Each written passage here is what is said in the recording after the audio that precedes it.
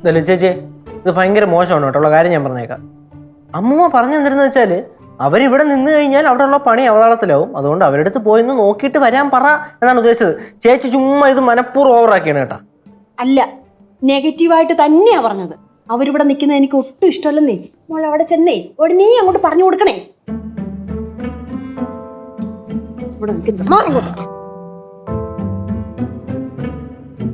ചേച്ചിയുടെ കാര്യം കഷ്ടം തന്നെ. അമ്മൂമ്മയുടെ സെയിം സ്വഭാവം. എന്തെങ്കിലും ചെറിയ കാര്യം കിട്ടിക്കഴിഞ്ഞാ ഊതി പെരുപ്പിച്ച് വലുതാക്കും. അതെ, പ്രായത്തിലുള്ള സംസാരമൊക്കെ മതി കേട്ടാ. കൂടുതൽ നോക്കട്ടാലേ മുളക് പൊട്ടിച്ച് ചുട്ടത്തേക്ക് ഞാൻ നോക്കും. ഞാൻ ഇവിടെ നിൽക്കുന്നില്ല.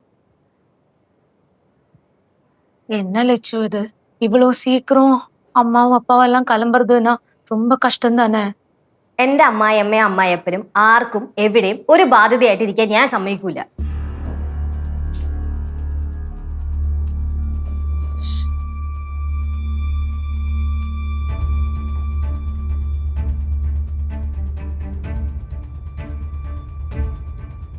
സാധനം എല്ലാം എടുത്തല്ലോ അല്ലേ? ലച്ചുവേ, ലച്ചു റെഡിയായോ? അമ്മയ്ക്ക് എന്ത് ചെയ്യുന്നു? അമ്മേ, ഭവാനിയമ്മേ.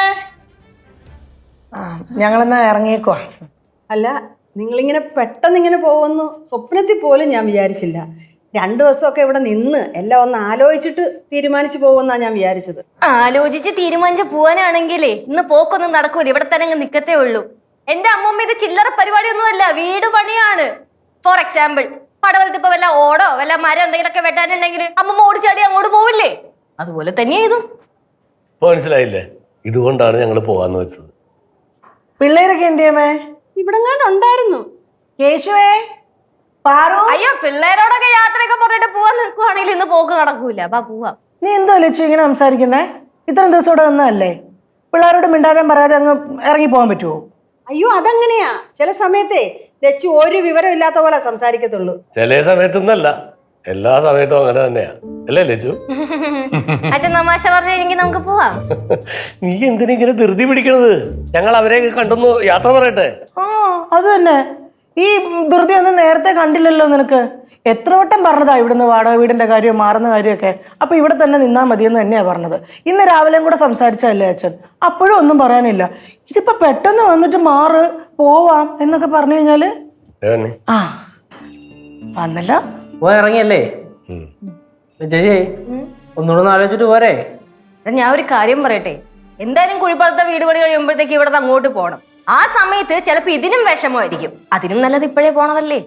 കേശു, വിഷമിക്കണ്ടടാ. അച്ഛനെ അവിടെ വലിയൊരു വാടക വീട് കിട്ടുമോ നോട്ടെ. നമുക്ക് എല്ലാവർക്കും കൂടി അവിടെ താമസിക്കാം. അങ്ങനെ എന്തെങ്കിലും ചെയ്യണോ അച്ഛാ?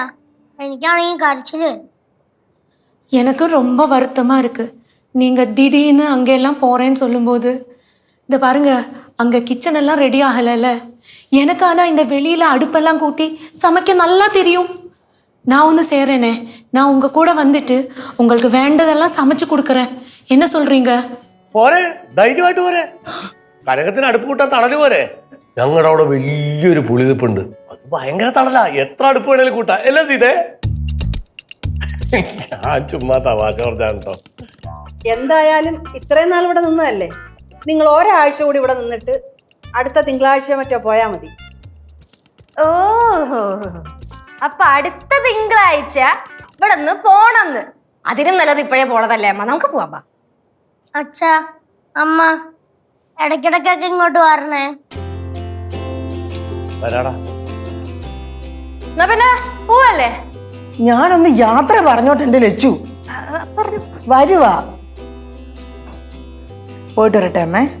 ഇടയ്ക്കിടയ്ക്കൊക്കെ വിളിക്കണേ. എന്തായാലും ഞങ്ങളവിടെ ചെന്നിട്ട് ഒരു 2 ദിവസം കഴിയുമ്പോൾ ഇങ്ങോട്ട് ഇറങ്ങുന്ന രീതിയിൽ എന്തെങ്കിലും നോക്കാം. പാർക്കുട്ടി മിടുക്കി ആയിട്ടിരിക്കണം. പടമൊക്കെ വരച്ചിട്ട് കൊടുപ്പളത്തമ്മയ്ക്ക് അയച്ചു തരണം. കേശുട്ടാ, പോയിട്ട് വരട്ടെ. കനകം, പോയിട്ട് വരട്ടെ. കേശു, ശരിടാ.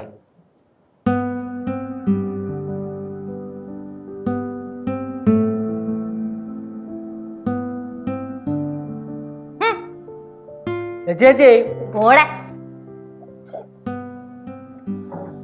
എന്നാലും ലച്ചു இப்படி செய்வான்னு நான் கனவுல கூட எதிர்பார்க்கல.